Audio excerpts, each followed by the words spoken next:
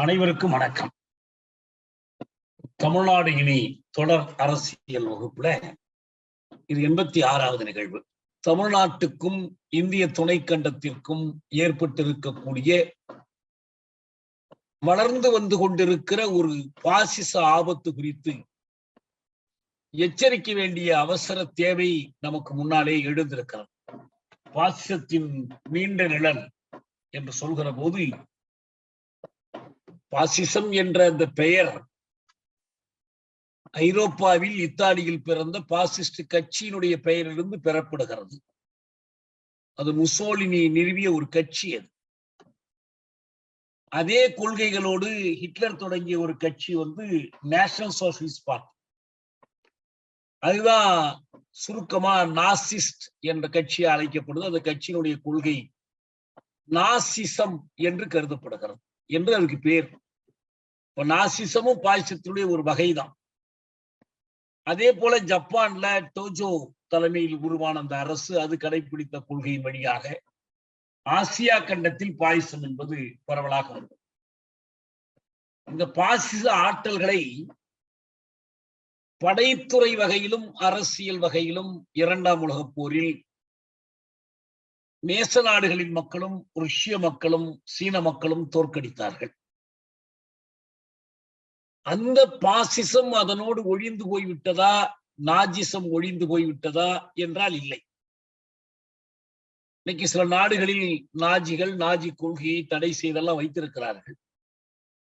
ஆனால் அந்த கொள்கை இன தூய்மை பேசுவது, இனத்தின் அடிப்படையில் மற்றவர்களை வெறுப்பது, ஒரு இனத்தை ஆழ பிறந்த இனமாக கருதி மற்றவர்களை அடங்கி போகுமாறு கோருவது, மனிதர்களை இரத்த சுத்தத்தின் அடிப்படையில் இனச்சுத்தகம் அடிப்படையில் பாகுபடுத்துவது போன்ற அந்த பாசிச சிந்தனைகள் குடியாட்சியத்தையும் குமுகியத்தையும், அதாவது ஜனநாயகத்தையும் சோசியலிசத்தையும் மறுக்கக்கூடிய சிந்தனைகள், மனித உரிமைகள் தொழிலாளி வர்க்க உரிமைகளை எதிர்க்கக்கூடிய அந்த சிந்தனைகள் அதனோடு ஓய்ந்து போய்விடவில்லை.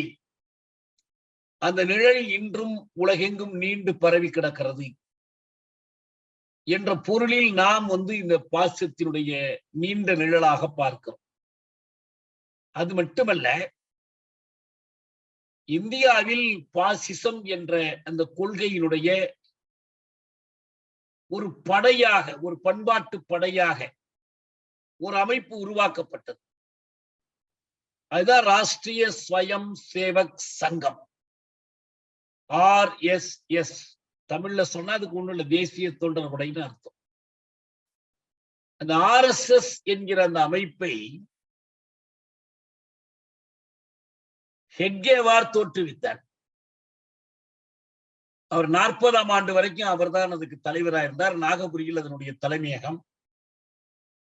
சித்பவன பார்ப்பனர்கள் அடிப்படையில் அந்த அமைப்பினுடைய மூலபலமாக இருந்தார்கள். அதற்கு பிறகு அந்த பொறுப்புக்கு வந்தவர் தான் MS கோல்வால்கர், குருஜி என்று அழைக்கப்படுகிறார். 33 ஆண்டுகள் அவர் RSS தலைவராக இருந்தார். அவருக்கு பிறகு தேவரஸ் வந்தார். இப்ப மோகன் பகவத் இருக்கிறார். இப்ப இவர்கள் எல்லோரும் முன்னெடுத்துக் கொண்டிருக்கிற அந்த கொள்கைகளை பற்றி நமக்கு ஒரு தெளிவு இருந்தால்தான் இந்த கொள்கைகளை ஏற்றுக்கொண்ட அரசியல் கட்சி, அரசியல் ஆட்சியாளர்களை நாம் முறியடிக்க வேண்டிய தேவை, முறியடிக்கிற வழிகளை பற்றி நாம் தெரிந்து கொள்ள முடியும். அதற்கு MS கோல்வால்கர் எழுதிய ஒரு புத்தகம் இருக்கிறது, The Bunch of Thoughts என்கிற இந்த புத்தகம். இந்த புத்தகத்தை முழுக்க படித்து அதன் மீதான நம்முடைய திறனாய்வை முன்வைக்கணும். கிட்டத்தட்ட 550 பக்கம் உள்ள ஒரு புத்தகம். தமிழ்லையும் வந்திருக்குன்னு சொல்றாங்க. அது அவர்கள் மொழியிலேயே அவர்களுடைய கொள்கைகளை நாம் எடுத்துக்கொண்டு விவாதிக்கணும். RSS இப்படி சொல்லுகிறது என்று கம்யூனிஸ்ட் கட்சி சொல்றதையோ, RSS அப்படி சொல்கிறது என்று காங்கிரஸ் சொல்வதையோ அடிப்படையாக வைத்து பேசாமல் அவர்களே என்ன சொல்லி இருக்கிறார். இப்ப அண்மையில் ஒரு புத்தகம் தமிழில் வந்திருக்கிறது, RSS பற்றி ஏஜி நூராணி எழுதிய புத்தகம். தமிழ்ல நண்பர் விஜயசங்கர் மொழிபெயர்த்திருக்கிறார்.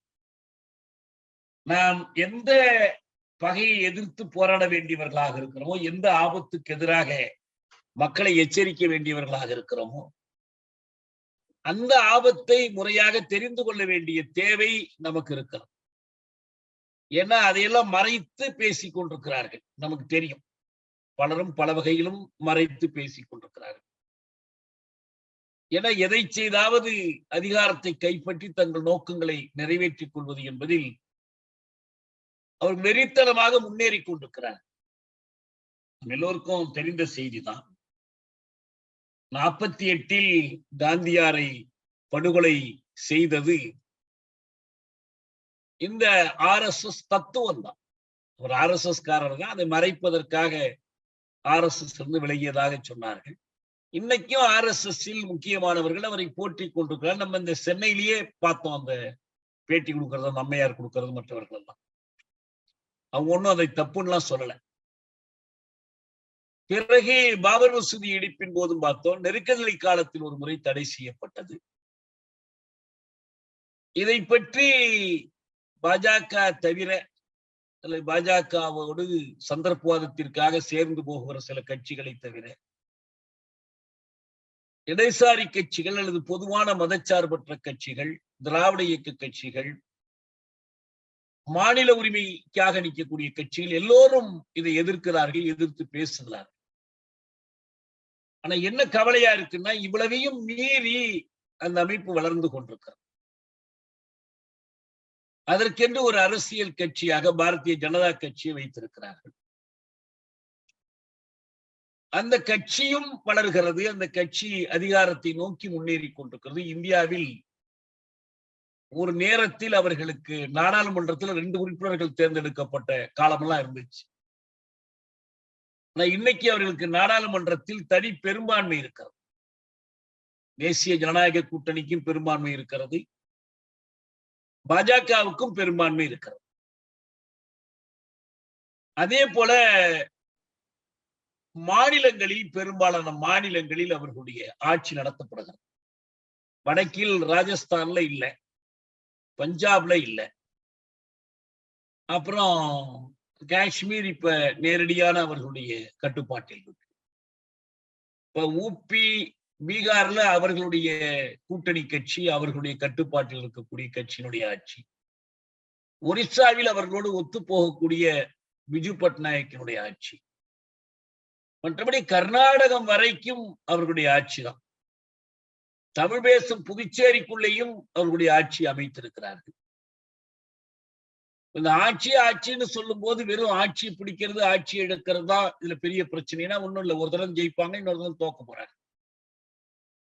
இப்ப ராஜஸ்தான்ல பாத்தீங்கன்னா காங்கிரஸ் ஜெயிக்குது, அப்புறம் பிஜேபி ஜெயிக்குது, அப்படி. ஆனா அதை தாண்டி RSS-இனுடைய திட்டங்கள், செயல் திட்டங்கள், அதனுடைய இலக்கு, இறுதி இலக்கு, அதை நிறைவேற்றுகிற வகையில் அவர்கள் செய்யக்கூடிய செயல்கள், அது சமூகத்தில், சமூக அமைதியில் அது ஏற்படுத்தக்கூடிய தாக்கம், சமூக நீதியை மறுக்கிற அதனுடைய விளைவுகள், இதை பற்றித்தான் நாம் கூடுதலாக கவலைப்பட வேண்டியவர்களாக இருக்கும். நீங்கள் மொழிவழி தேசியமா, தமிழ் தேசிய ஆற்றல்களாக இருந்தாலும், சமூக நீதி ஆற்றல்களாக இருந்தாலும், ஒரு நிகர்மை சமூகத்தை படைப்பதற்கு போராடுகிறவர்கள், தொழிலாளர் உரிமைகள், தலித் உரிமைகள், பெண்களின் உரிமைகள், பிற்படுத்தப்பட்டோர் உரிமைகள், இப்படி கவலைப்படுகிறவர்களாக இருந்தாலும், குடியியல் உரிமைகளை பற்றிய இயக்க எல்லோருக்குமே ஒரு ஆபத்தாகவும் அச்சுறுத்தலாகவும். பாஜக என்பது ஒரு திரைதான், முகத்திரை தான். அதுக்கு பின்னால RSS வளர்ந்து கொண்டிருக்கிறது. ஒரு அசுரத்தனமான, நச்சுத்தனமான, அசுரன்னு சொல்லக்கூடாது அவங்கள தேவர்கள். எனவே ஒரு நச்சுத்தனமான ஒரு வளர்ச்சியை பார்த்து கொண்டிருக்கிறோம். அதனால்தான் நாம் இதை எச்சரிக்க வேண்டிய ஒரு கடமையாக இதை பார்க்கிறோம். ஏன்னா அவர்கள் இப்ப ஏற்கனவே 8 ஆண்டுகள் மேல இந்திய அரசாங்கத்தில் அதிகாரம் செலுத்தி இருக்கிறாங்க. 2014 இருந்து 19, பிறகு 19 இருந்து இன்னை வரைக்கும் 2024 வெற்றி பெற வேண்டும் என்ற குறியோடு அவர்கள் செயல்படுகிறார்கள். இந்த 2024 குறிவைத்து அவர்கள் வகுத்திருக்கக்கூடிய திட்டங்கள் அதை இப்பயே அறிவிக்கிறாங்க. அதற்கு ஆயத்தப்படுத்தி கொண்டிருக்கிறாங்க. அதற்கும் இந்த RSS திட்டங்களுக்கும் இருக்கிற ஒரு தொடர்பை பற்றித்தான் நாம் இன்னைக்கு பேசணும்னு நான் நினைக்கிறேன். அவங்க ஒரு பாபர் மசூதியை இடித்தார்கள். அந்த இடித்த இடத்தில் ராமர் கோயிலை கட்டுவதற்கு ஆதரவாக உச்ச நீதிமன்றத்தில் ஒரு தீர்ப்பை வாங்கினார்கள். அதை கட்டுகிற வேலையில் மும்முரமாக ஈடுபட்டிருக்கிறாங்க. அதன் மூலம் அவர்களுக்கு இந்துக்களுடைய வாக்கு கிடைக்கும். நாங்கள் நம்பி இருப்பதே இந்துக்கள், முஸ்லிம்களோட சேர்த்து கிறிஸ்தவர்கள். ஏன்னா இந்த புத்தகத்துல கோல்வால்கர் இந்து ராஷ்டிரத்திற்கு 3 பகைவர்கள் இருப்பதாக சொல்கிறார். 1 முஸ்லிம்கள், 2 கிறிஸ்தவர்கள், 3 கம்யூனிஸ்டுகள் என்று அவர் இந்த 3ஐயும் தான் பகைவர்களா கருதுறார். இந்த 3ஐயும் எதிர்த்து முறியடித்து அவர்கள் ஓட்டு வாங்கிடுவாங்க. சரி, 5 ஆண்டு பதவியில் இருப்பார்கள். அது இன்னும் கொஞ்ச நாளைக்கு ஆட்சியில் இருப்பாங்க. அப்புறம் அவங்க போய் இன்னொரு அப்படின்னு பார்க்க முடியல. ஏனென்றால் அவர்கள் இந்த அமைப்பில் இருக்கக்கூடிய அவர்களுடைய இந்து ராஷ்டிர திட்டத்திற்கான தடைகளை ஒவ்வொன்றாக அகற்றுவதும், ஒரு முழுமையான இந்து ராஷ்டிரத்தை நிறுவுவது, ஒரு இந்து நாடாக இந்த நாட்டை அறிவிப்பது. அதுவே அவங்க இந்த 2025 என்பது அவர்களுடைய 100 ஆண்டு. இந்த நூற்றாண்டை குறிவைத்துத்தான் அவர்கள் வேலை செய்யறாங்க. அதுக்குள்ள நாம் அறிவித்து விட வேண்டும். 24 தோற்று போயிட்டாலும் அடுத்து அவர்கள் அந்த முயற்சியை தொடருவாங்க. அவங்களுக்கு மிக முக்கியமானது அந்த ஒரு ஆட்சியை பிடிப்பது மட்டும் இல்லை, இல்லைன்னா இன்னொரு அடுத்த 5 வருஷம் கழிச்சு வரலாம்னு நினைப்பாங்க. ஏன்னா அதை எதிர்த்து தடுப்பதற்கான சக்திகள், மக்கள் தரப்பிலான ஆற்றல்கள் வலுவாகவும் காத்திரமாகவும் இல்லை என்பதுதான் பெரிய குறை. இதை எதிர்த்து எல்லோரும் ஒன்றுபட்டு நின்று தடுத்து நிறுத்துவதற்கான ஒரு கொள்கை வலிமை, ஒரு பிடிப்பு, மக்கள் சார்ந்த நிலை என்பது ரொம்ப குறைவாக காணப்படுகிறது. அதனால்தான் நாம் கவலைப்பட வேண்டியது. அதனால முதல்ல நம்ம இது என்ன, இதனுடைய நோக்கம், RSS நோக்கம் என்ன?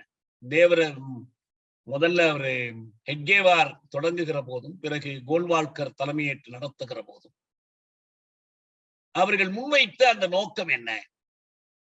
அடிப்படையில் அவங்க என்ன சொல்றாங்கன்னா, ஒரு தேசத்தை கட்டுமானம் செய்வது. அது என்ன தேசம்? அவங்க சொல்றாங்க அது இந்து தேசம். பாரதம் என்றாலும் இந்து தேசம் என்றாலும் ஒன்றுதான். இந்துக்கள் என்றாலும் பாரத மாதாவின் புதல்வர்கள் என்றாலும் ஒன்றுதான். பாரதியம் என்பதும் இந்துயிசம் என்பதும் ஒன்றுதான். இந்த புத்தகத்துல அவரு பல பக்கங்கள் விவரித்து எழுதுகிறார். என்ன இதுல ஒரு வேடிக்கைன்னா, முதலில் ஒரு கருத்தை முன்வைக்கிற போது தேசம் அப்படின்னா என்ன, அதுக்கு என்ன வரையறை, இந்து என்றால் அதற்கு என்ன வரையறை, எப்படி இந்துக்கள் ஒரு தேசமாக முடியும், இந்து என்று நிலப்பரப்பை குறிப்பிடுகிறாரா, ஒரு சமயத்தை சேர்ந்தவர்களை, ஒரு வழிபாட்டு முறையை சேர்ந்தவர்களை குறிப்பிடுகிறாரா, அல்லது ஒரு மொழி பேசுகிறவர்களை என்ற எந்த தெளிவுமே கிடையாது. எல்லாவற்றுக்கும் அவர் நம்பி இருப்பது எல்லாமே வேதங்கள், புராணங்கள், அவங்க சொல்லக்கூடிய அந்த ஸ்மிருதிகள், உபநிடதங்கள், இவற்றில் என்னென்ன சொல்லப்பட்டிருக்கோ அதுதான். நான் உங்கள்கிட்ட ஒரு நூலை ஆதாரமாக எடுத்து காட்டினா, எப்போது, யாரால், எந்த சூழலில் எழுதப்பட்டதுன்னு நான் சொல்லணும். அதனுடைய களம் காலத்தை பற்றி நாம் பேசணும். அதுதான் ஒரு அறிவியல் ஆய்வு முறை. நீங்க 1857 இப்படி சொன்னார், அப்போது இந்த நாட்டில் நடந்தது, பிறகு என்ன, இதெல்லாம் பேசணும். ஆனா இந்த புத்தகத்தை பொறுத்த வரைக்கும் அவங்க சொல்லக்கூடிய இந்த இந்து ராஷ்டிரம், இந்து ராஷ்டிரத்திற்கு அடிப்படையாக இருக்கக்கூடிய இந்து தேசியம், அவங்க சொல்றதே இந்து நேஷனலிசம் தான். நேஷன் நேஷனலிஸ்டுக்கு வேறு எந்த பொருளும் அவங்க கொடுக்கல. இது ஐரோப்பாவில் இந்த சொல் எப்படி புழங்கியது, ஐரோப்பாவில் என்ன விளக்கம் கொடுத்தாங்க, அதை பத்திலாம் அவங்களுக்கு கவலை இல்லை. அவங்க சொல்றதுதான் உண்மை. அதை கேள்விக்குள்ளாக்க கூடாது. விரும்புகிறவர்கள் ஏற்றுக்கொண்டால் மட்டும் போதாது என்பதில்லை. இந்து தேசம் என்பது ஏற்கனவே மெய்ப்பிக்கப்பட்டு விட்ட ஒரு உண்மையாக எடுத்துக்கொள்றார் கோல்வால்கர். இனிமேல் அதை போய் மெய்ப்பிக்க வேண்டும் என்ற தேவையை அவருக்கு இருப்பதாக கருதல. இந்து என்ற சொல்லுக்கு என்ன இலக்கணம் என்று கேட்டால் அதுக்கு இலக்கணம் இல்லை. It's undefinable. யாரும் இந்துங்கிற சொல்லை டிஃபைன் பண்ண முடியாது.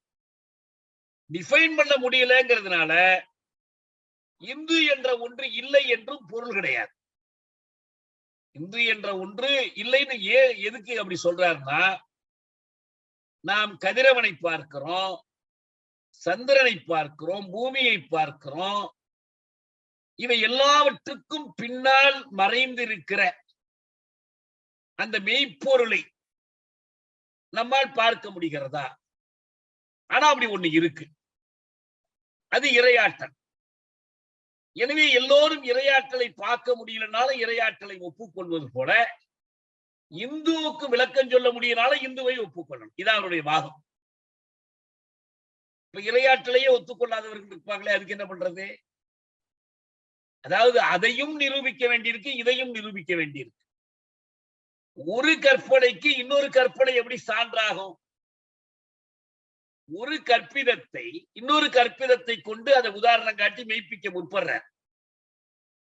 அதை நம்ம விரிவா ஆய்வு செய்யணும், அதை பத்தி நம்ம எழுதணும், பேசணும். ஆனா நமக்கு உடனடியா அதுக்கு நேரம் இல்லை. ஆனா மொத்தத்தில் அவங்க ஒரு அனுமானத்தை தான் அடித்தளமாக கொண்டு தொடங்குகிறார். எதையும் ஒரு வரையறைக்கு உட்படுத்திக் கொள்றதில்லை. இந்த பாரத வருஷம் அப்படின்னு ஒரு நிலப்பரப்பை சொல்லி, அது இமயமலை, இமயமலை எல்லைன்னு சொல்லிடாதீங்க, இமயமலைக்கு அப்பாலும் இருக்கு. திபேத்தும் நம்ம பூமி தான், இன்னைக்கு சீனா இருக்கிறதும் நம்ம பூமி தான், காந்தாரம் ஆப்கானிஸ்தான்ல இருக்கிறதும் நம்ம பூமி தான். எப்படி? இதுக்கு என்ன ஆதாரம்? புராண கதையில இருக்குது. அந்த ஊர் ஒரு புராண கதையில இடம்பெற்றிருக்கு. இந்த பக்கம் இமயமலை தன்னுடைய 2 கைகளையும் கடலுக்குள் மூழ்க வைத்து நினைத்துக் கொண்டிருப்பது போல இருக்குது அவருக்கு தோட்டம். அரபிக்கடல்ல ஒரு கையை நினைத்துக் கொண்டிருக்கிறது, இன்னொரு கையை வங்க விரிகுடாவில் நினைத்துக் கொண்டிருக்கிறது. இதெல்லாம் என்ன அறிவியல் வகைப்பட்ட வாத முறைகள்? அப்ப நிலம் என்பதும் கற்பிதம். இந்த மக்களை பொறுத்த வரைக்கும் இந்த இந்து என்ற பெயர் தொடக்கத்திலேருந்து இல்லை, இடையில வந்துச்சு. அதை பத்தி அவருக்கு கவலை கிடையாது. சிந்துன்னு இருந்துச்சு இல்ல, எனவே இந்த பேரும் உண்டுதான். இதுல இருக்கக்கூடிய பல்வேறு பிரிவுகள், பல்வேறு கடவுளர்கள், ராமன், கிருஷ்ணன் அல்லது சிவன், பிரம்மா, இந்த எல்லா கடவுளர்களும் எல்லாம் எங்க இந்து, அவ்வளவுதான். ஒரே இதுல முடிஞ்சு போயிடுச்சு. இது எல்லாவற்றையும் சேர்த்து ஒத்துக்கொண்டால், அப்படி ஏற்றுக்கொண்டால் அவர்கள் இந்து தேசத்திற்கு ஏற்புடையவர்கள். முஸ்லிம்களையும் கிறிஸ்தவர்களையும் என்ன பண்றது? அவர் சொல்றாரு, நீங்க முஸ்லிம்கள் நீங்கள் அல்லாவை கும்பிடலாம், கிறிஸ்தவர்கள் நீங்க கர்த்தரை கும்பிடலாம், அதை பத்தி எல்லாம் எங்களுக்கு ஆட்சேபணம் இல்லை. ஆனால் நீங்க என்ன பண்ணணும்னா ராமனை ஒத்துக்கொள்ளணும். நீங்க கடவுளா ஒத்துக்கொள்ளணும்னு அவசியம் இல்லை, இந்த தேசத்தின் வழிகாட்டியாக ஒத்துக்கொள்ளணும். நீங்க கேள்வி கேட்டோம்னு வச்சுங்க, ராமன் எப்ப பிறந்தான், எத்தனை வயசு வரைக்கும் வாழ்ந்தான், எப்படி அவன் வழிகாட்டி, அவன் காட்டுகிற வழி எல்லாம் எப்படி பொருந்தும், அதெல்லாம் கேட்கக்கூடாது. கேட்டால் அது தேசத்துக்கு விரோதமானது, இந்து தேசத்துக்கு விரோதமானது. நீங்கள் இந்த நாட்டை பிரிப்பதற்கு காரணமா இருந்தீர்கள். கிறிஸ்தவர்கள் மேலை நாடுகள் மீது பாசம் வைத்திருக்கிறார்கள். முஸ்லிம்கள் பாகிஸ்தான் மீது, அரபு தேசங்கள் மீது பற்றுதல் வைத்திருக்கிறார்கள். நீங்க எல்லாம் ஏற்றுக்கொண்டு, இந்து தலைமையை ஏற்றுக்கொண்டு உங்களை இரண்டாம் தர குடிமக்களாக, அது நேரடியா சொல்லலாம், அதான் சொல்றேன், நாங்கள் அடங்கி போகிறோம், இந்துக்களின் முதன்மையை ஏற்றுக்கொள்கிறோம் என்று நீங்க அறிவிச்சிடணும். அதற்கு அடையாளம் என்ன? ஸ்ரீராமனை ஏற்றுக்கொள்வது. ராமர் கோயில் கட்டுவதற்கு இடம் கேட்டா நீங்க மசூதியை உடைச்சா அதை எதிர்க்க கூடாது. மதுராவில கிருஷ்ணன் கோயில் கட்டணுமா, தடை போடக்கூடாது. உங்க மசூதியை சிவன் கோயிலா மாத்தணுமா, தடை போடக்கூடாது. இதெல்லாம் எதற்கு அடையாளம்? உங்க தேசபக்தியினுடைய அடையாளம். நீங்க வேற இடத்துல போய் இதெல்லாம் கும்பிட்டுக்கலாம். இதெல்லாம் நம்ம கற்பனையா சொல்லல என்பது இப்ப அண்மை காலத்திய நிகழ்வுகளில் ஒவ்வொன்றாக செய்தி பத்திரிகை படிக்கிற எல்லோருக்கும் தெரியும். இதை தொடர்ந்து அவர்கள் ஒரு வேலை திட்டமாக எடுத்துட்டு போறாங்க. இதன் மூலம் என்ன செய்ய முடியும்னு நினைக்கிறாங்க? இந்துக்களை முழுமையா ஒன்றுபடுத்தும். இதுக்கு அடிமைப்பட்டு போக விரும்புகிறவர்களை உட்பட இந்து ஒன்றுபடுத்த முடியாத ஒரு சிக்கல் அவங்களுக்கு இருக்கு. ஏன்னா அது சாதிகளா, வர்ணங்களா பிரிக்கிறது. இந்த இடத்தில் தான் நாம் என்ன இவருடைய எழுத்திலிருந்தே என்ன தெரிந்து கொள்றோம்னா, இந்துவாய் இருத்தல் என்பதற்கு கோல்வால்கர் 2 பொருள் கொடுக்கிறார். ரொம்ப முக்கியமான 2 பொருள். ஒரு பொருள் என்ன? ஒரு பரமாத்மாவை ஏற்றுக்கொள்வது. பரமாத்மாவை ஏற்றுக்கொண்டால் அந்த ஆத்மா ஜீவாத்மாவா வெளிப்படுவதாகவும் இருக்கலாம், வெளிப்படலாகவும் இருக்கலாம், எப்படி வேணாலும் இருக்கலாம். இந்த பரமாத்மா தான் இந்த பல்வேறு கடவுளர்களாகவும் உருக்கொள்கிறார்கள். ராமனா, கிருஷ்ணனா, மற்ற எத்தனையோ கடவுளர்களாக உருக்கொள்கிறார்கள்.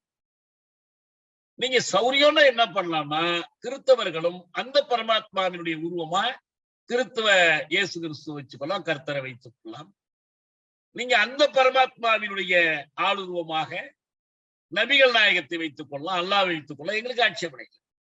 ஆனால் ஒரு கருத்து என்னன்னா, இப்படி ஒன்று இருப்பதை ஏற்றுக்கொள்ளணும். இது உண்மைங்கிறார் அவர். ஒண்ணு இதை போய் நிரூபிக்கிறதுக்கோ விவாதிக்கிறதுக்கோ அவர் தயாரா இல்லை. ஆதிசங்கர் எல்லாம் விவாதிச்சாங்க, ஆத்மா பற்றி எல்லாம் விவாதம் பண்ணாங்க. அப்படிலாம் விவாதம் பண்றதுக்கெல்லாம் அவர் தயாரா இல்லை. இந்த ஆத்மாவை ஒத்துக்கொள்ளணும் ஒன்று. இரண்டாவதாக, இது அதை விட மோசமானது இதுதான், இந்துவாக இருத்தல் என்றால், சில பேர் சொல்றாங்கல்ல, சும்மா நம்ம பேருக்கு இருப்போம் இந்துன்னு நம்மள எல்லாரும் சொல்றோம், நம்மளும் இந்துவா இருந்துட்டு போவோம். அது அவங்க வடக்கு நாட்டு இந்தி பேசுற இந்து, ஆரிய இந்துனா நம்ம தமிழ் இந்துவா இருந்துடலாங்கிறாங்க. தமிழ் இந்துவா இருந்தீங்கன்னாலும் இந்த 2 நிபந்தனை இருக்கு. ஒண்ணு பரம்பொருளை ஒத்துக்கொள்றது. அதை விட முக்கியமான 2வது, இந்து முறையிலான சமூக ஒழுங்கமைப்பை ஏற்றுக்கொள்ளணும். இந்து முறையிலான சமூக ஒழுங்கமைப்பு, ஹிந்து சிஸ்டம் ஆஃப் சொசைட்டி, அந்த ஹிந்து சோசியல் சிஸ்டம் என்பது 4 வர்ண அமைப்பு. அதையும் அவர் வெளிப்படையா சொல்றார். இந்த வர்ணங்கள் என்ற இந்த அமைப்பை நீங்க முதல்ல ஒண்ணு ஒத்துக்கிட்டீங்கல்ல, ஒரு பரம்பொருள்னு, அது படைத்த ஏற்பாடு. நீங்க என்ன அடுத்து இயல்பாவே கேள்வி வரும்னா, பரம்பொருள் எப்போது இதை படைத்தார்? 1000 ஆண்டு முன்பா, 2000 ஆண்டு முன்பா, எத்தனை வருஷம்னே தெரியாது, யாருக்கும் தெரியாது. என்று பிறந்தது என்று யாரும் அறியாத ஒரு ஏற்பாடு. இதுக்குத்தான் என்ன பேருன்னா வடமொழியில சனாதனம். நம்ம ஆளுநர் RN ரவி அண்மையில அதைத்தான் சொல்ற. சனாதனம், இந்த சனாதனம் தான் நம்முடைய பண்பாடு. இப்ப என்ன இங்க சிக்கலா இருக்குதுன்னா, நீங்க இஸ்லாமியர்கள் அவங்களுடைய மசூதியில, அவங்க வழிபாடு நடத்துகிற இடத்துல, அவங்க சமுதாய கூட்டத்துல நீங்க இதையெல்லாம் ஏற்றுக்கொள்ளணும், இந்த சாமியை ஒத்துக்கணும், இந்த வழிபாட்டு முறையை ஒத்துக்கணும். அதுல வேறுபாடு வந்து அவங்க இன்னொரு பிரிவா போய் கும்பிட்டுக்கலாம் என்று வச்சுக்கிட்டா நமக்கு ஒண்ணும் கவலை இல்லை, யாரும் தலையிட போறது இல்லை. இப்ப கிறிஸ்தவர்கள்ல பல பிரிவுகள் இருக்கிறாங்க, பலவிதமான வழிபாட்டு முறைகளை வைத்திருக்கிறாங்க.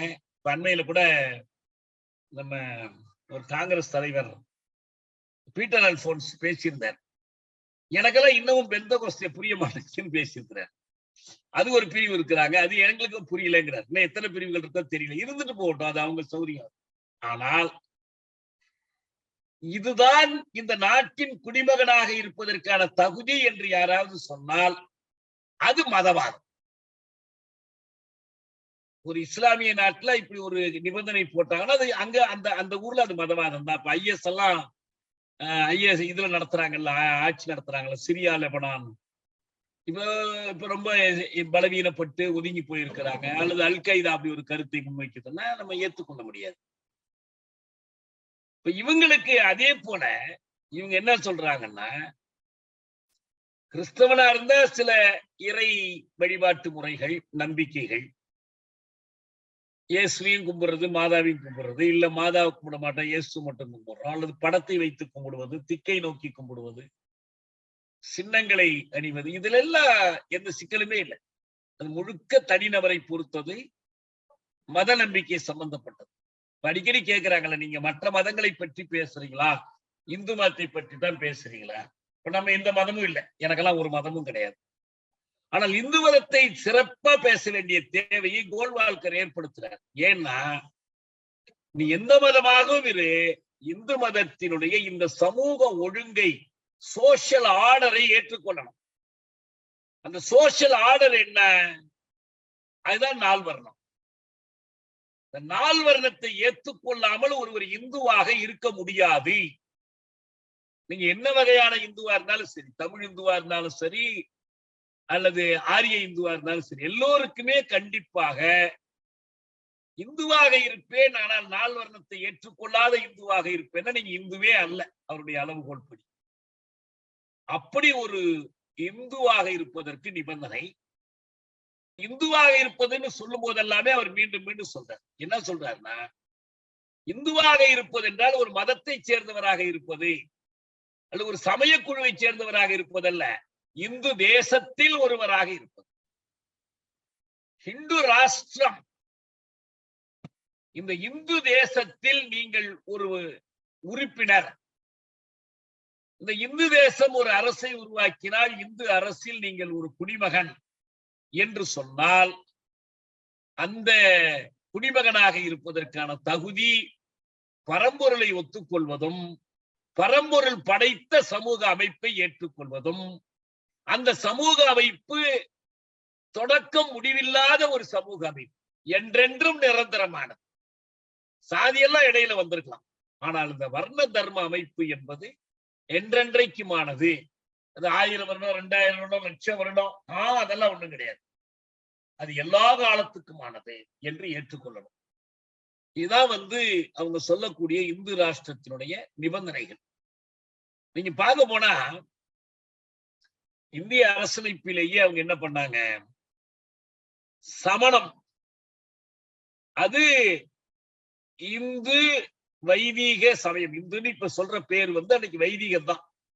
வைதீக சமயம், பிராமண மதம், அதற்கு எதிராகத்தான் அந்த மதம், அதற்கு எதிராக உருவானதுதான் பௌத்தம், சமணம் எல்லாம். இன்னும் சரியாக சொல்ல போனா இவர் அந்த வரலாற்று உண்மைகளை எல்லாவற்றையும் கோல்வால்கர் மறைக்கிறார். இவர் என்ன கற்பனை பண்ணி கொள்றாருன்னா, இந்த இடையில வந்த வேறுபாடுகள், விவாதங்கள், பல்வேறு இயற்கை சமயங்கள், இது எல்லாத்தையும் அடியோடு மறைச்சிறார்.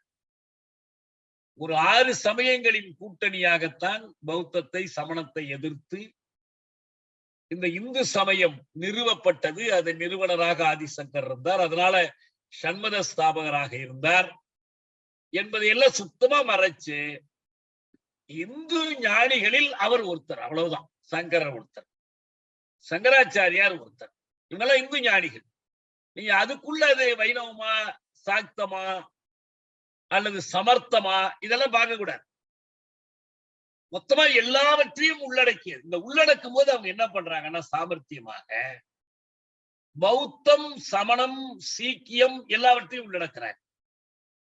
அரசமைப்பு சட்டத்தில் இப்படி ஒரு விதியை நுழைப்பதில் அவர்கள் வெற்றி பெற்றுட்டார். உண்மையில் அது அனுமதிக்கப்பட்டிருக்க கூடாது. இந்து சமயம் என்பதே பல பிரிவுகள். சரி, அவங்க எல்லோரும் தங்களை இந்துக்கள்னு ஒத்துக்கிறாங்கன்னு வச்சுக்கோம், அவங்க மட்டும்தான். பௌத்தம், சமணம், சீக்கியம் எப்படி இதுக்குள்ள சேர முடியும்?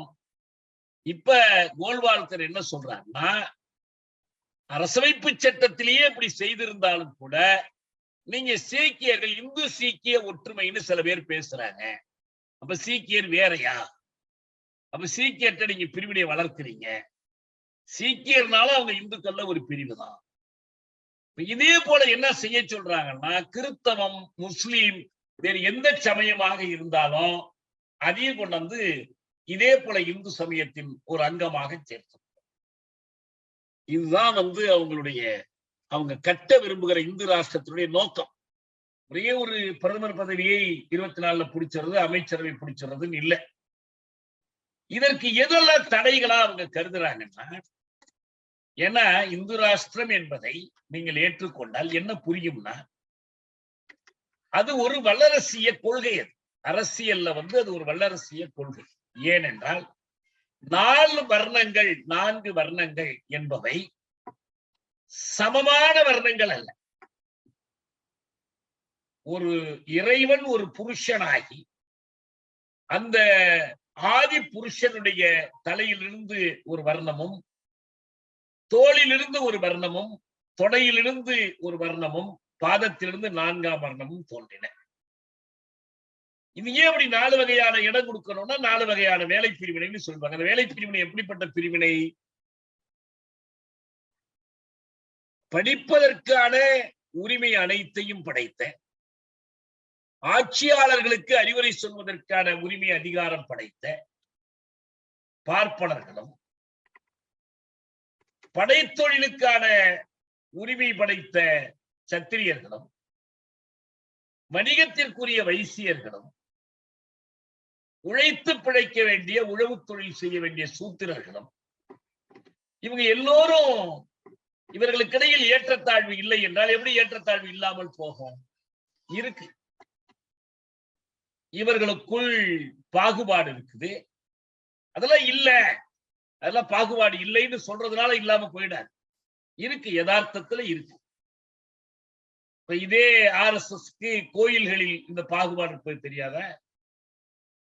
மன்னராட்சிகளை எல்லாம் போற்றி புகழ்றாங்க, பேரரசர்களை, இந்து பேரரசர்களை. அங்கெல்லாம் கல்விக்கூடம் எல்லாம் எல்லோருக்குமாக இருந்துச்சா?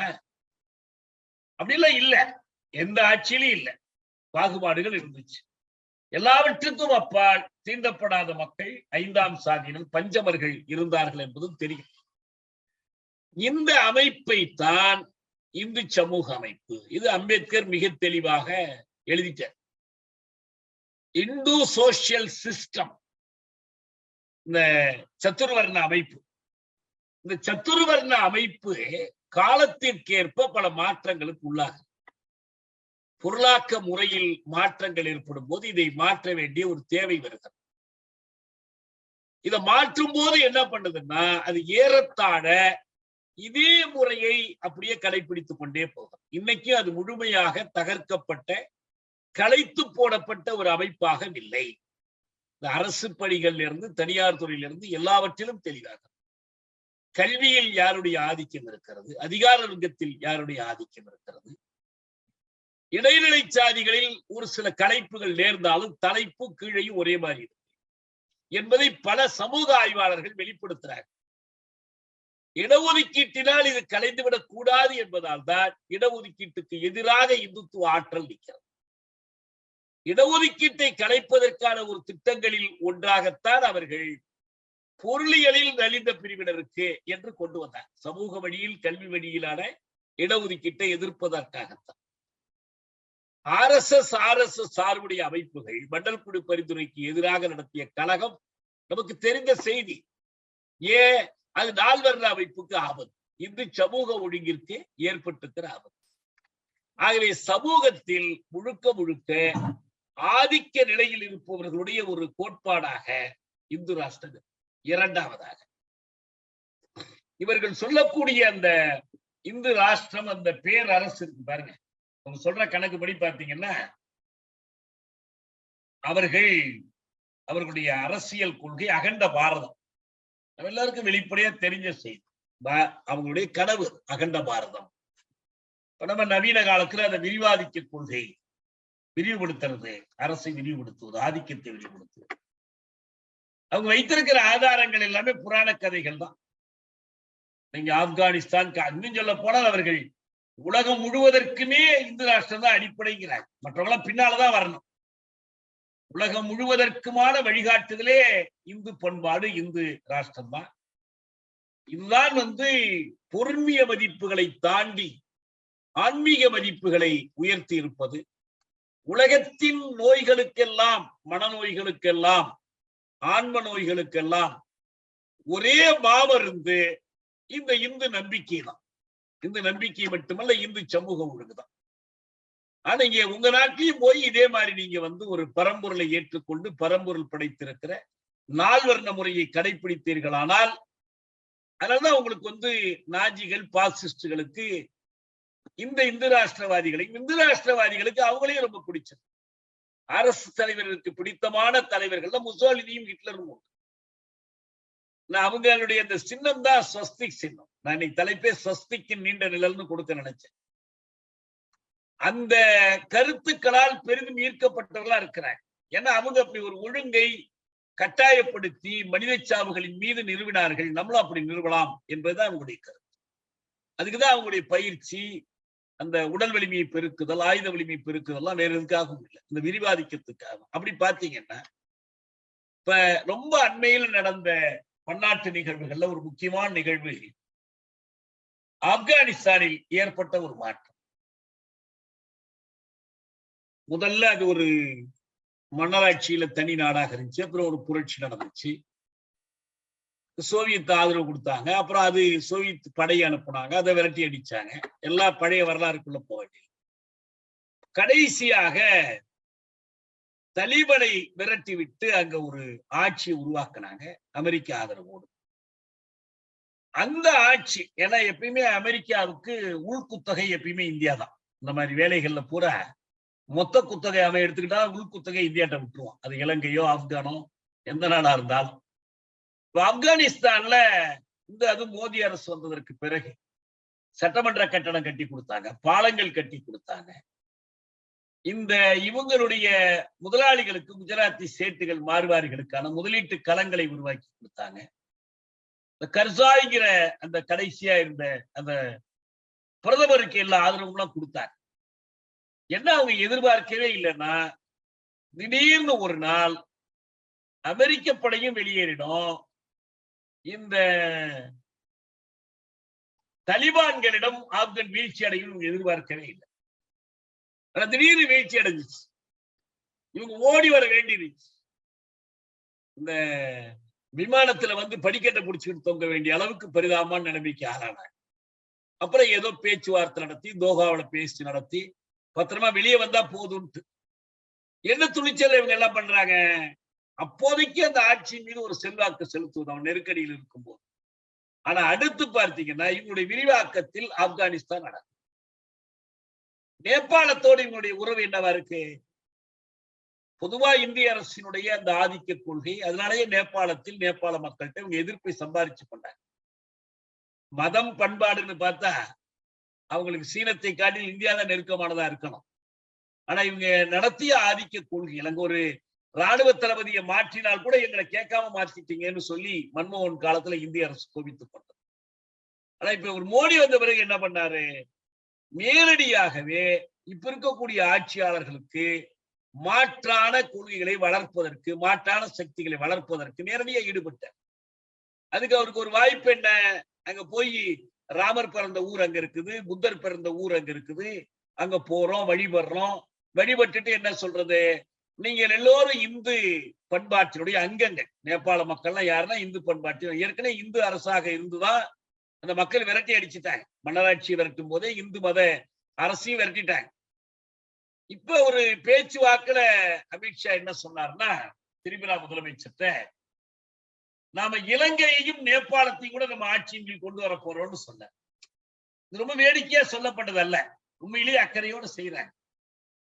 அண்ணாமலை அண்மையில் வெளியிட்ட ஒரு செய்தி என்னன்னா, ஆண்டு கணக்கில் திட்டமிட்டு நாம் இலங்கையின் பல பகுதிகளிலும் நம்முடைய தூதுவர்களை அமர்த்தி இருக்கிறோம். அங்க சிவசேனை அமைப்பை தோற்றுவிப்பது, RSS பரப்புரையை தமிழ் பகுதிகளில் கொண்டு போய் நடத்துவது, இதன் மூலமாக தமிழர்களுக்கு ஏதோ விடுதலை பெற்றுக் கொடுப்பது, உரிமைகள் பெற்றுக் கொடுப்பது என்பதற்கு பதிலாக இந்தியாவின் செல்வாக்கின் கீழ் அவர்களை கொண்டு வருவது. சிங்கள பௌத்தம் அது உண்மையான பௌத்தத்துக்கும் அதுக்கும் தொடர்பு கிடையாது. அது ஒரு இந்து மயப்பட்ட பௌத்தம். அதுல ஜாதி. இப்ப கூட உங்களுக்கு சஜித் பிரேமதாசாவை கொண்டு வரலாமா வேண்டாமா, அவர் எதிர்கட்சி தலைவர், அதுல முக்கியமா பின்னால நின்று அதற்கு ஒரு தடையா வந்து கொண்டிருப்பது எதுன்னா, பிரேமதாசா தான் முதலாக அங்க ஆட்சியாளர்களுக்குள்ள ஒரு பிற்பட்ட வகுப்பை சேர்ந்தவர், ஜாதியை சேர்ந்தவர் வந்தவர்.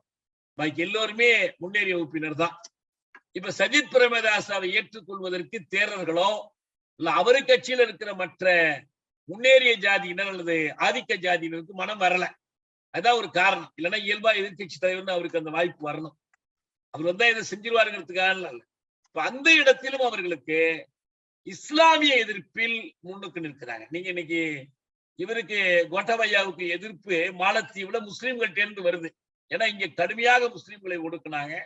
முஸ்லிம் எதிர்ப்பு தான் சிங்கள பௌத்த பேரினவாதத்தினுடைய முதல் தாக்குதலுக்கு ஆளான முஸ்லிம்கள் தான் ஆளானவர்கள். அப்ப அந்த முறையில் பார்க்கிற போது இவர்களுக்கு இங்க முஸ்லிம் எதிர்ப்பு இந்தியாவில, அங்க இலங்கையில சிங்கள பௌத்த பேரினவாதத்துக்கு அந்த முஸ்லிம் எதிர்ப்பு. இதை பயன்படுத்தி கொண்டு இது ரெண்டு நாகரிகங்களின் உறவு, இந்திய நாகரிகமும் இலங்கையினுடைய பௌத்த நாகரிகம் ரெண்டு சகோதரம் என்று அண்ணாமலை பேசுவதும், இவர் போய் கேடுகட்ட முறையில அந்த பார்லிமெண்ட்ல போய் பேசுறார். நான் கூட்டுறவு கூட்டாட்சியில் நம்பிக்கை கொண்டவன், கோஆபரேட்டிவ் ஃபெடரலிசம். இது எவ்வளவு பொய்ன்னு பாக்குறதுக்கு வேற எதையுமே பார்க்க வேண்டாம். இந்த நாட்டுல இப்படி செஞ்சார், காஷ்மீர்ல இப்படி செஞ்சார், அஸ்ஸாம்ல இப்படி, இதெல்லாம் பார்க்க வேண்டாம். அதுதான் RSS கொள்கை. RSS கொள்கை கூட்டுறவு கூட்டாட்சி அல்ல. மிக தெளிவா மொழி பிரச்சனை எழுந்திருப்பதற்கு காரணமே, சமஸ்கிருதத்திற்கும் இந்திக்குமான எதிர்ப்புக்கு காரணமே மொழி வழி மாநிலங்களை உருவாக்கியதுதான் என்று கோல்வால்கர் எழுதுறார். அது ஒரு முட்டாள்தனமான நடவடிக்கை. அது தடுத்து நிறுத்தப்பட்டிருக்கணும். மொழி வழி மாநில அமைப்பை இந்தியாவிலேயே ஒத்துக்கொள்ளாதவர்கள் இலங்கையில மொழி வழி தமிழ் தேசம் உருவாவதற்கு ஒத்துக்கொள்வார்களா? இல்ல காசி ஆனந்தன் அவங்க மனசை மாத்திடுவாரா? நெடுமாறன் மனசை மாத்திடுவாரா? அவங்களுடைய நோக்கம் என்ன பண்ணா, இந்த இங்கு என்ன மாதிரியான ஒரு கட்டமைப்பை அவர்கள் உருவாக்கி வைத்திருக்கிறார்களோ அப்படி ஒரு கட்டமைப்பை கொண்டதாக்கி அவங்க சொல்லக்கூடிய அந்த கல்ச்சுரல் பாண்டேஜ், பண்பாட்டு பிணைப்பு ரெண்டு நாட்டுக்கு ஏற்படுத்துறது. முடிந்தால் ஒரு அகண்ட பாரதம், அது கீழே எல்லாமே வந்துடும். நேபாளம் வந்துடும், இலங்கை வந்துடும், மாலத்தீவுகளை கொண்டு வந்துடலாம், இன்னும் என்னென்ன இருக்குதோ அது எல்லாத்தையும் கொண்டு வந்துடலாம். இது அவங்களுடைய நோக்கம். இதற்கு தடையாக இருப்பது எதுன்னா இந்த மொழி வழி மாநிலம். இப்ப தெளிவாகவே இந்த நான் நேற்று முந்தான குறிப்பிட்டேன், அந்த ஸ்வராஜ்யா பத்திரிகையில் ஒரு கட்டுரை வந்திருக்கு. அது இப்ப அது ஒரு காலத்துல ராஜாஜிக்காக நடத்தப்பட்ட ஒரு பத்திரிகை. அது மூடி கிடந்துச்சு. இப்ப அதை மீண்டும் உயிர்ப்பிச்சு கொண்டு வர்றாங்க. RSSக்காகவும் பிஜேபி அரசியலுக்காகவும் கொண்டு வர்றாங்க. அதுல அவங்க எழுதியிருக்கிறாங்க 75/75. என்ன பொருள் தெரியுங்களா? இந்தியா சுதந்திரம் பெற்று 75 ஆண்டுகள் ஆகிவிட்டது. இந்த 75வது ஆண்டில் இந்தியாவை என்ன பண்ணணும்? 75 மாநிலங்களாக பிரிக்கணும். எப்படிங்க இவ்வளவு பெரிய நாட்டை போய் நீங்க 24 மாநிலமா, 28 அல்லது 29 மாநிலமா எப்படி வச்சுக்கிட்டு இருக்கிறது? எப்படி நிர்வாகத்துக்கு இது சரியா வரும்? எனவே உடைக்கணும். உடைக்கணும்னா என்ன பண்ணணும்? மொழி வழி மாநில ஏற்பாட்டை கலைக்கணும். இந்த மொழி வழி மாநில ஏற்பாட்டை கலைத்தாச்சுன்னா நீங்கள் இந்திய எதிர்ப்பின் அடிப்படையில, சமஸ்கிருத எதிர்ப்பின் அடிப்படையில ஒரு இன மக்கள் ஒன்றுபடுவதை நீங்கள் பிளவுபடுத்துவதற்கு அதுவே காரணமாயிடும். அவங்களுக்குள்ள சண்டை போட்டுக்குவாங்க. தமிழ்நாட்டை கொங்கு நாடு, அல்லது பல்லவ நாடு, பாண்டிய நாடுன்னு பிரிக்கணுங்கிறாங்க. அப்படி பிரிச்சாச்சுன்னா அதுக்கு என்ன அடிப்படை? மொழி அடிப்படையா? இல்ல. ஏன்னா எல்லோரும் ஒரே மொழி பேசுகிறவர்கள் தான். மத அடிப்படையா? அதுவும் சொல்ல முடியாது. எல்லாம் பெரும்பாலும் ஒரு மதத்தை சேர்ந்தவர்கள். அடுத்து அதே போல சிறுபான்மை, இந்து, கிறிஸ்தவர், இஸ்லாமியர் தான் எல்லாத்திலுமே இருப்பாங்க. இதுல எந்த ஒரு பகுதியும் ஒரு மதத்தவருக்கு மட்டும் உரியதல்ல. அதுக்கு பிறகு என்ன? ஒன்னே ஒண்ணுதான், ஜாதி தான் மிச்சம். ஏன்னா கடந்த காலத்தில் ஜாதிய சக்திகள் தான் இது போன்ற நாட்டை உடைக்கணும், ஒரு ஜாதி அடிப்படையிலான மாவட்டங்களை அமைக்க வேண்டும் என்ற முயற்சி செய்தவர்கள் அவங்கதான். மாணிக்கவேலர் அந்த முயற்சி பண்ணார். வன்னிய வடநாடு, வன்னிய வட தமிழ்நாடு அமைக்கணும் என்று. ஏன்னா அவங்களுக்கு வன்னிய நாட்டுல மட்டும்தான் ஓட்டு கேட்க முடியும், தென் மாவட்டத்துல போய் ஓட்டு கேட்க முடியாது. சேதுராமனை போன்றவர்களுக்கு தென் மாவட்டங்கள்ல தான் ஓட்டு கேட்க முடியும். எனவே அதை ஒரு மாநிலமாக்கிடலாம். இப்ப பாமகவுக்கு வன்னியர் சங்கத்திற்கு இந்த வட தமிழ்நாட்டை பிரிச்சா அங்க கூடுதலான வன்னியர் வாக்குகள் இருக்கும். மற்ற ஏதோ ஒரு சரிக்கட்டல்கள் செய்து கூட்டணிகள்லாம் அமைத்து அங்க ஏதோ ஒரு அதிகாரத்தை சுவைக்கலாம். இதான நோக்கம். இது எல்லாரையும் சேர்த்து ஒருத்தர் சண்டையை விட்டு சேர்த்து விட்டு இந்த பூனைகளுக்கு இடையில ஆப்பத்தை குரங்கு பாகம் பிரிச்சு கொடுத்துச்சு பாருங்க. இந்த உனக்கு கொஞ்சம் குறைஞ்சு போச்சு, உனக்கு கொஞ்சம் கூடி போச்சு. அப்புறம் இந்த ஊரை எங்க சேர்க்கலாம், எங்க சேர்க்க கூடாது, திருச்சி எதோட சேரணும், சேரக்கூடாது. அப்புறம் எது தலைநகரமாகணும், எல்லாத்துலயும் சண்டை வந்து. அப்ப நீட்டை எதிர்த்து போராடியது, மொழி உரிமைக்கு போராடியது, தமிழ் கல்விக்கு போராடியது எல்லாம் பெண்ணுக்கு போயிடும். ரொம்ப வசதியாக இருக்கும் நம்முடைய ஒரு இந்து ராஷ்டிர அமைப்புக்கு என்று அவர்கள் கணிக்கிறாங்க. எதிரெதிரான சாதிகளை கூட அவர்கள் ஒன்று சேர்க்கிறாங்க. இன்னும் சொல்ல போனால் அவர்கள் முஸ்லிம்கள்லயே ரெண்டு பிரிவா பிரிச்சு நாங்கள் அடித்தட்டு முஸ்லிம்களுக்கு நிற்கிறோம், அதுக்கு ஒரு பேர் கொடுத்து அவர்களை திரட்டி கொன்ற முயற்சி. இதற்கு ஏற்ற மாதிரி இந்த அற்ப பதவிகளை தூக்கி போடுறோம். இந்த பாரு, நான் முஸ்லிமுக்கு ஒரு பதவி கொடுத்தேன். இப்ப அதே போல இந்த பட்டங்கள் வழங்குவதையும் அப்படி ஒரு அரசியல் ஆக்குவது.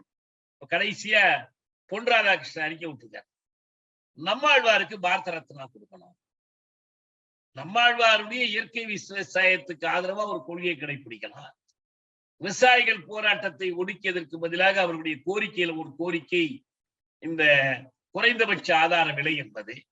அது என்ன குறைந்தபட்ச அதிகபட்ச விலையெல்லாம் கொடுக்கணும்னு கேட்டவர் நம்மாழ்வார். அதையெல்லாம் விடுத்து நீங்கள் முழுக்க ரசாயன உரங்களை ஏற்றுமதி இறக்குமதி செய்வீர்கள், விவசாயத்துறையே பெருந்தோட்ட தொழிலாக மாற்றுவீங்க, இங்க நேரடியாகவே பெருமுதலாளிகள் கொள்முதல் செய்வதற்கு இடம் கொடுப்பீங்க. ஆனால் நம்மாழ்வாருக்கு ஒரு விருது கொடுப்பது. இதை சொல்லுவதன் மூலமாக எந்த திட்டத்தை அவங்க நிறைவேற்ற விரும்புகிறார்கள்னா மொழிவழி மாநிலங்களை கலைத்து விட வேண்டும். இது எளிதில் வரல. மொழிவழி மாநில அமைப்பு என்பது 1919 காந்தியார் இந்தியாவுக்கு வந்த பிறகு காங்கிரஸ் அமைப்பை முதல்ல மொழிவழி மாநிலங்களை அமைத்து 1920 நாகபுரி மாநாட்டில் தான் அதுக்கு தீர்மானம் இயற்றப்பட்டது. ஏன்னா 1903 கர்சான் பிரபு வங்காளத்தை 2ஆக பிரித்தார், மத அடிப்படையில் சண்டை முட்டுவதற்காக பிரித்தார். அந்த சண்டையில் இருந்து இந்த இந்திய சுதந்திர போராட்டம் பலவீனப்படும் என்று அவர் நம்பினார். ஆனா நேரு எதிராக 1905 சுதேசி இயக்கமே அந்த வங்க பிரிவினைக்கு எதிராகத்தான் தொடங்கப்பட்டது. அதுக்கு பிறகு தொடர்ந்து அவர்களுடைய முயற்சி அதுவாகவே இருந்திருக்கு. இப்ப காஷ்மீர் 2ஆ பிரிச்சு வச்சிருக்கிறாங்க, இவங்க பாதி அவங்க பாதியை பிரிச்சு வச்சிருக்கிறாங்க.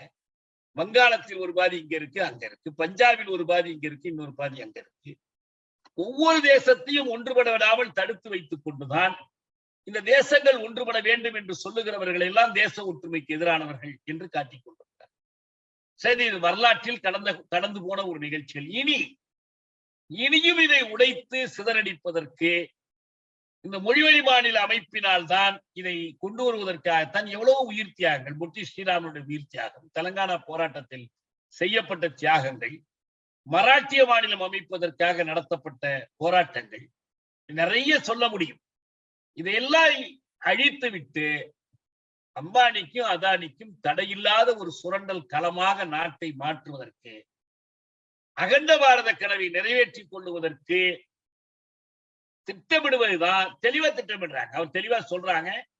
மோடி வந்த உடனே அந்த கட்சின்னு ஒரு கர்நாடக அமைச்சர் சொன்ன போது ஏதோ அவர் ஒருத்தர் சொல்றாருன்னு நினைச்சோம்.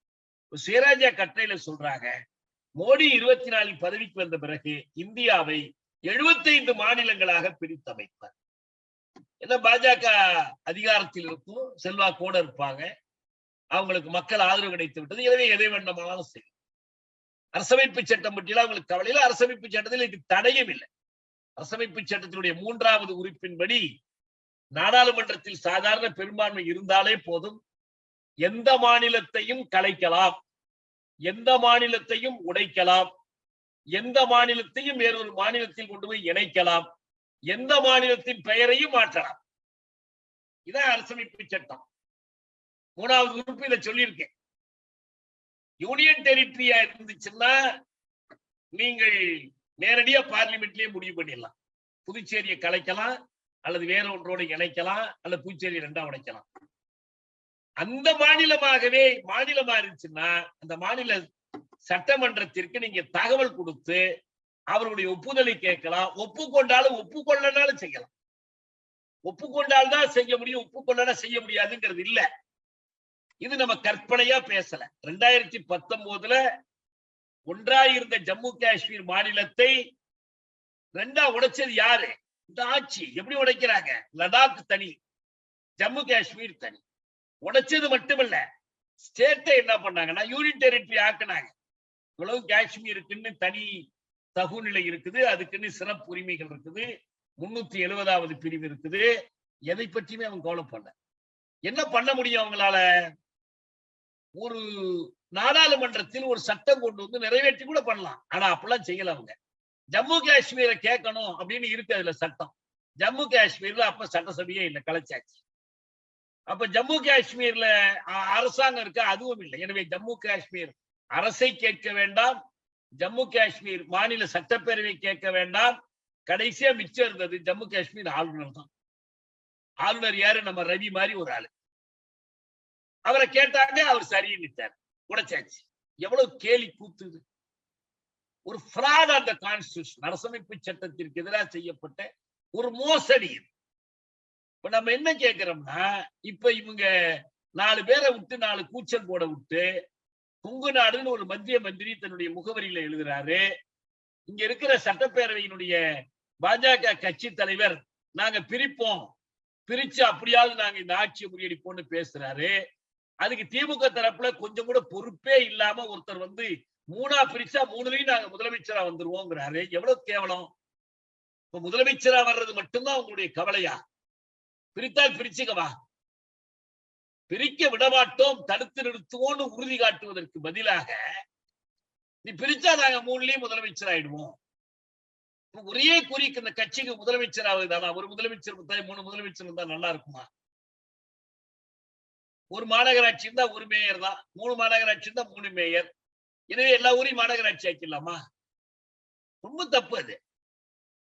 தமிழ் மக்களுடைய உணர்வுக்கு எதிரானது இது. தமிழ்நாட்டில் எல்லை மீட்பு போராட்டங்கள் நடந்திருக்கு. தமிழ்நாடு தமிழருக்கே என்ற முழக்கத்தோடு கடைசி வரைக்கும் பெரியார் போராடி இருக்கிறாரு. தமிழ்நாடு என்று பெயர் சூட்ட மறுப்பது ஒரு சூழ்ச்சி, சதி என்று அவரே கடைசியில் அறிக்கை விடுறார். அந்த பெயர் மாற்றுவதற்கு முன்னர் அண்ணா ஆட்சியில் பெயர் மாற்றிய போது பெயர் மாற்றி 1.5 ஆண்டு கழித்துதான் அந்த பெயரை ஒத்துக்கொண்டு தீர்மானம் போடுறாங்க. பெயர் மாற்ற உடனே வந்திருக்கணும்ல. ஒரு பெயர் பலகை மட்டும்தான் மாத்திக்க முடிச்சு. அப்ப இந்த தமிழ்நாடு என்கிற அமைப்பு, மொழிவழி மாநில அமைப்பு, தமிழர்களின் வளர்ச்சிக்கும் முன்னேற்றத்திற்கும் அவர்களுடைய சமூக நீதி கோரிக்கைகளுக்கும் மொழி கோரிக்கைகளுக்கும் தமிழ்நாட்டில் ஒரு நீதியான நிகர்மையான சமூகத்தை படைப்பதற்கும் எவ்வளவு இன்றியமையாத ஒன்று. இதை சர்வசாதாரணமா நான் கலைச்சிருவேன் அப்படிங்கிறான். இது எங்க மோடி இருக்கிறாரு கலைச்சிருவாரு என்று சொன்னால், அப்ப தெளிவா ஒரு RSS வேலை திட்டத்தை இந்த ஆட்சி பொறுப்பை பயன்படுத்தி கொண்டு அவர்கள் செயல்படுத்த போகிறார்கள் என்று பொருள். நீங்க செயல்படுத்தின பிறகு எவ்வளவு வேணாலும் போராடிக்கலாம், அது வேற செய்தி. போராடத்தான் போறோம். செயல்படுத்தாமல் இருக்கும் போதே நம்ம போராடணும் என்பதனுடைய அடையாளம் தான் நம்ம பாய்ஸ் எதிர்ப்பு மக்கள் முன்னணி சார்பில் நாம் நடத்தக்கூடிய போராட்டம்.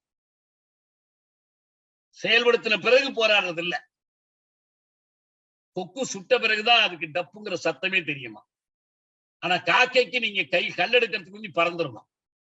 காக்கையை போன்ற விழிப்புணர்வோடு நம்ம செயல்பட்டாகும். இப்ப கடைசியா ஒண்ணுதான் நம்ம சொல்ல விரும்புறது என்னன்னா, இந்த சிக்கல்களுக்கு நடுவில் தான் இப்ப என்ன பேசிக்கிறாங்க, இலங்கையில் இப்படி நடந்து போச்சு, இலங்கையில் இப்படி நடந்து போச்சு. இன்னைக்கு காலையில இருந்து நானே கூட புத்தகம் எல்லாம் படிக்க முடியாது. அந்த செய்தியே தான் என்னாச்சு என்னாச்சு என்னாச்சு. இன்னைக்கு அவங்க பிரதமர் அதே ரணில் விக்ரமசிங்கை தூக்கி அதிபரா உட்கார வைக்கிறான். அவன் நாட்டை விட்டு அவன் தப்பிச்சு போறான். அந்த அதிபர் அவ்வளவு கொலைகள் பண்ணவன், இந்த மக்களுக்கு எதிரி. அவன் தனக்கு வேண்டிய ஒரு ஆளை உட்கார வைக்கிறான். இவரு வீட்டை நோக்கி மக்கள் படையெடுக்கிறாங்க. போலீஸோ ராணுவமோ தடுக்க முதல்ல முயற்சி பண்ணாங்க. இப்ப கடைசியா வந்திருக்கிற செய்தியின்படி அவங்களை விட்டுட்டாங்கன்னு தெரியுது. சரி, அடுத்து என்ன தீர்வு வரப்போகிறது, இவர்களுக்கு பதிலாக யார் வரப்போகிறார்கள், தமிழர்களுடைய கோரிக்கைகளுக்கு அங்கே என்ன இடம் இருக்க போகிறது, இப்படி பல்வேறு கவலைகள் கேள்விகள் நமக்கு முன்னால. எல்லாவற்றையும் விட ஒரு செய்தி என்ன வந்திருக்கு, அடுத்த அதிபரை தேர்ந்தெடுப்பதில் இந்தியாவுக்கும் அமெரிக்காவுக்கும் ஒரு பனிப்போர் என்று வந்திருக்கு. இது பனிப்போரோ கனிப்போரோ, ஆனால் இந்தியாவும் அமெரிக்காவும் சேர்ந்து அவங்க ஒப்புதல் அளிக்கிற ஆள் தான் அடுத்து அந்த நாட்டில் ஆட்சி வரப்போறாங்க. ஏன்னா இவங்க எதை காட்டி இதை செய்ய போறாங்க, நாங்க சொல்ற ஆளை உட்கார வச்சா நாங்க 2 கப்பல்ல பெட்ரோல் அனுப்புவோம், டீசல் அனுப்புவோம், போன கடனை ஒத்தி போடுவோம், IMF கடன் கிடைக்க வழி செய்வோம், இதெல்லாம் தான் செய்ய முடியும். ஆனால் இதற்கெல்லாம் மூல காரணமாக இருந்த கொள்கைகளை மாற்ற போறதில்லை. கோட்டபய இருந்தாலும் மாற்ற போறதில்லை, ரணில் இருந்தாலும் மாற்ற போறதில்லை, சஜித் இருந்தாலும் மாற்ற போறதில்லை. இவர்களை மாற்றுங்கள் என்று இந்த எதிர்கட்சிகள் யாரும் கேட்க போறது, இந்திய அரசு கேட்க போறது. என்ன சொல்றாங்க, 2 நாள் முன்னால 9ஆம் தேதி மாலையில இந்திய அரசு அறிக்கை கொடுத்தது, மக்கள் பக்கம் நாங்கள் நிற்கிறோம், இலங்கை மக்கள் பக்கம், போராடும் மக்கள் பக்கம் நிற்கிறோம். போராடும் மக்கள் பக்கம் நிற்கிறோம்னா எந்த கட்சி எந்த அமைப்பு அந்த மக்களுடைய கோரிக்கைகள் நிறைவேற்றுங்க. இந்த மக்களுடைய கோரிக்கைகளில் ஒன்று என்னவா இருக்கணும், இந்த செலவை அடியோடு குறைக்கணும். செலவை குறைக்க வேண்டும் என்றால் ராணுவ செலவு குறைக்கணும். வடக்கில் ராணுவத்தை எதுக்கு குவிச்சு வச்சிருக்கிற, கொழும்பில் கொண்டது குவிக்க முடியல, இவ்வளவு போராட்டம் நடக்கும் போது குவிக்காம இருக்க நல்லது வேண்டாங்களே. ஆனா கொழும்பில் இவ்வளவு நடக்கும் போதும் யாழ்ப்பாணத்தில் படை குவிந்து கிடக்கும், தாயகத்தில் படை குவிந்து கிடக்கும். இதுக்கு என்ன இவங்க தீர்வு சொல்ல போறாங்க, நம்முடைய ஈழத்தமிழர்கள் ஒரு சில அமைப்புகள் ஆதரவு தெரிவிச்சிருக்கிறாங்க, இந்த போராட்டத்திற்கு ஆதரவு தெரிவிச்சிருக்காங்க. ஒரு சிலர் போராடி இருக்கிறாங்க. போராடியவர்களில் அமைப்புகள் இல்ல, மற்ற நமக்கு அறிமுகம் இல்லாத அமைப்புகள் யாழ்ப்பாணம் மற்ற இடங்களில் போராட்டங்களை நடத்தி இருக்கிறாங்க. ஆனா அது போதாது. போராடுகிற மக்கள் ஒரு சரத் பொன்சேகாவை உட்கார வைக்கலாமான்னு யோசிக்கிறாங்கிறதே ஆபத்தானது. இனக்கொலை குற்றவாளிகள்ல முதன்மையானவர்களில் சரத் பொன்சேகா ஒருத்தர். அப்புறம் கமல் குணரத்ன உட்கார வச்சா என்ன இருக்கும், சரத் பொன்சேகா ராஜபக்சேக்களுக்கு எதிரி, ஆனா தமிழர்களுக்கு அதை விட மோசமான எதிரி. அப்ப இப்படியான சிந்தனைகள் எங்கிருந்து வருகிறது, அதனால ஒரு இடைக்கால ஏற்பாடாக தமிழர்களுக்கான நீதியை கொள்கை அளவிலாவது ஏற்றுக்கொள்ளுகிற ஒரு அமைப்பு அங்க வரணும். போராட்டக்காரர்கள் அதைத்தான் வலியுறுத்தணும், தமிழர்களுக்கு நீதி வழங்கப்படணும், தமிழர்கள் ஒரு தேசிய இனம், எங்களுக்கு இழைத்த கொடுமைகளை காட்டிலும் அதிகமான கொடுமைகளை ராஜபக்சே குடும்பம் தமிழர்களுக்கு இழைத்திருக்கிறது என்பதை ஏற்றுக்கொண்டு அதை செயல்படுத்தக்கூடிய ஒரு அரசு வரும். அப்படி வருவதற்கு நாம் ஆதரவு கொடுப்போம். ஆதரவு கொடுக்க வேண்டும் என்று அவரவர் இருக்கிற நாட்டில் அந்தந்த அரசுகளை நாம் வலியுறுத்துவோம். அவர்களை பட்டினி போட்டு கொள்கையை மாற்ற வைப்பதை உடன்பட மாட்டோம். ஆனா உண்மையிலேயே அப்படி ஒரு ஜனநாயக தீர்வை, தமிழர்களுக்கு உரிய நீதி கிடைப்பதை ஏற்றுக்கொள்ளுகிற ஒரு தீர்வை, அதே போல சிங்கள மக்களுடைய இன்றைக்கு நெருக்கடிக்கு தீர்வு காணக்கூடிய ஒரு தீர்வை முன்வைக்கக்கூடிய ஒரு அரசு வருமானால், இந்தியா அமெரிக்கா எந்த நாடு ஆதரிக்குதோ இல்லையோ, உலகெங்கும் படர்ந்து வாழ்கிற புலம்பெயர் தமிழர்கள் அதற்கு ஆதரவு தருவார்கள். அவர்கள் ஆதரவு தருவது மட்டுமல்ல, அவரவர் வாழும் நாடுகளின் அரசுகளை வலியுறுத்துவாங்க. கனடாவில் நம்ம தமிழர்கள் நாடாளுமன்ற உறுப்பினர்களா இருக்கிறாங்க. இனக்கொலை நடந்தது உண்மைதான் என்று கடைசியா மே 18ஆம் தேதி கனடிய நாடாளுமன்றத்தில் தீர்மானம் இயற்றப்பட்டது. பல நாடுகளில் அந்த முயற்சிகளை மேற்கொள்ள முடியும். அது ஒரு ஆரோக்கியமான அரசியல் மாற்றத்துக்கு இன்னைக்கு வழிவகுக்கும். ஆனா இப்போது உக்ரைன் நெருக்கடி இருக்கக்கூடிய பின்னணியில ஒரு பக்கம் அமெரிக்காவுக்கு, இன்னொரு பக்கம் சீனாவுக்குமான பொருளியல் அதிகார போட்டிக்கு நடுவில் இலங்கை தீவை ஒரு பகடைக்காயாக உருட்டுவதற்கு அமெரிக்கா, இந்தியா ஒரு பக்கமும், சீனா மறுபக்கமும், ருஷ்யா போர்ல சிக்கலனா அவங்க ஒரு பக்கம் சேருவாங்க. இவர்கள் நடத்துவதற்கு சிங்கள மக்களும் இடம் தரக்கூடாது, தமிழ் மக்களும் இடம் தரக்கூடாது. நீங்கள் இந்த போட்டியில் சீனாவுக்கு ஆதரவு, இந்தியாவுக்கு ஆதரவு என்று போய் சிக்கிக் கொள்வதற்கு பதிலாக தமிழ் மக்களின் அரசியல் தலைமைகள் சிங்கள மக்களுக்கு ஆதரவு என்ற நிலைப்பாட்டை எடுக்கலாம். அப்படி எடுப்பது என்பது ஆப்கானிஸ்தான்ல எப்படி மோடியினுடைய கனவுகள் பொய்யாகினவோ அது போல இலங்கையில மோடியினுடைய கனவுகளை பொய்யாக்குவதற்கு உதவும். நான் போய் அவர்களை சேர்த்துக் கொண்டு வந்துடுறேன் என்ற கனவுகள் உடையும். இந்த நாட்டில் அவர்கள் இந்த திட்டத்தோடு, நம்ம இதெல்லாம் கடந்த காலத்தில் விரிவா வேறு தலைப்புகள்ல பேசியிருக்கிறோம். ஜன்பத் என்ற பெயர்ல அவர்கள் கொண்டு வரக்கூடிய திட்டம், தொழிலாளர்களுக்கு விரோதமாக கொண்டு வரக்கூடிய சட்டங்கள், அப்புறம் எங்கெங்கு இந்த மதமாற்றம் தொடர்பாக தெளிவா ஒண்ணு வச்சிருக்கிறாங்க. இந்த இவருடைய புத்தகத்தை படிச்சோம்னா அது தெளிவா புரியுது. என்ன புரியுதுன்னா, இந்து மதத்திற்கு எல்லோரையும் சேர்ப்பது, இந்து மதத்தை ஒன்றுபடுத்துவது என்பது மதமாற்ற நடவடிக்கை கிடையாது. ஆனா இந்து மதமாக இருக்கிறவர்களை வேறு மதத்திற்கு மாற்றினால் அது மதமாற்றம்.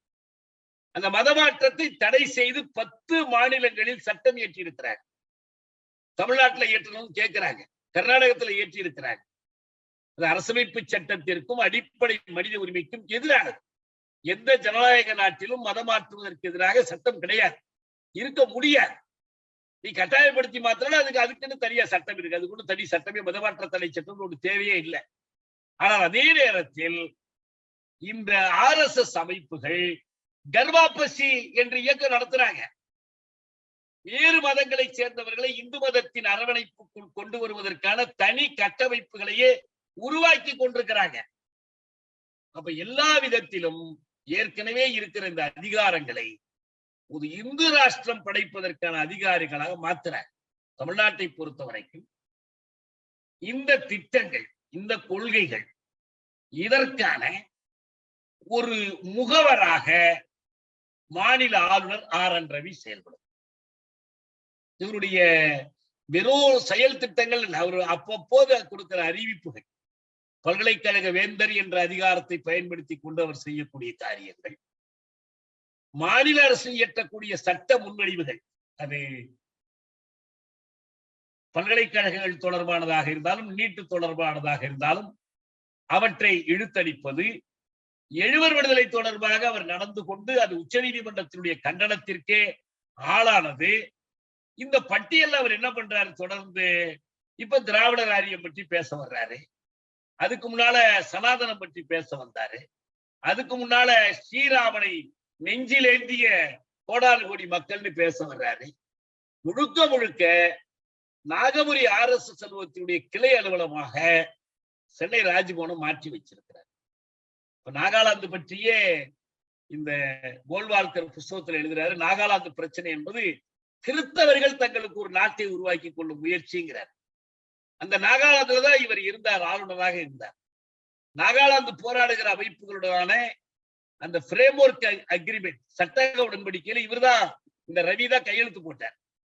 அங்கு அந்த கையெழுத்து போட்டுட்டு அந்த மக்களுக்கு எதிராக இவர் செய்த சூழ்ச்சிகளுக்கு எதிர்ப்பு தெரிவித்துதான் இவரை மாற்ற வேண்டிய கட்டாயம் வந்துச்சு. அந்த மாநிலத்தினுடைய செய்தியாளர்களை அவருடைய பிரிவு பிரச்சார நிகழ்ச்சியை புறக்கணித்தார்கள்.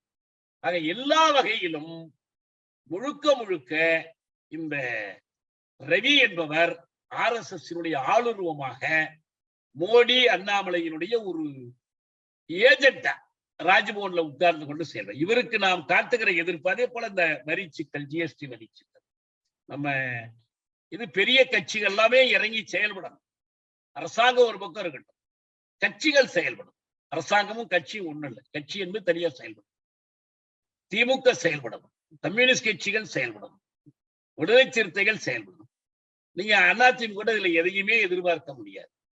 அதனால அவங்கள பத்தி நம்ம பேசவே வேண்டியல. அது பிஜேபியினுடைய ஒரு அடிமை கட்சியா மாறிட்டாங்க. யார் சிறந்த அடிமைங்கிற போட்டியில அவங்க இருக்கிறாங்க. அதுல இருந்து மீண்டு யாராவது வந்தால் அப்புறம் பார்க்கலாம். ஆனா இப்போதைக்கு இந்த கட்சிகள்லாம் போராடணும். ஆனா இவர்கள் அப்படி ஒரு திட்டமிட்ட நெடிய போராட்டத்தை வந்தா பார்த்து கொள்ளலாம்ங்கிற மனநிலையில் இருப்பது போல் தெரிகிறது. அப்படி இருக்க முடியாது.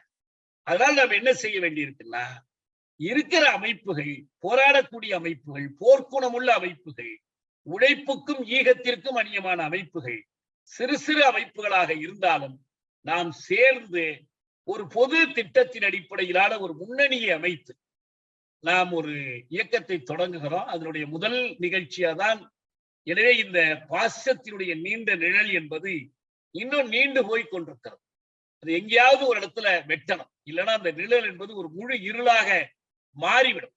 நாடு முழுமைக்கு மாறும், ஈழத்துக்கு மாறும், இந்திய துணைக்கண்டத்துக்கு மாறும். இதற்கு தடையாக நிற்கிற ஒரு சக்தியும் ஆற்றலும் தமிழ்நாட்டுக்கு தான் இருக்கு.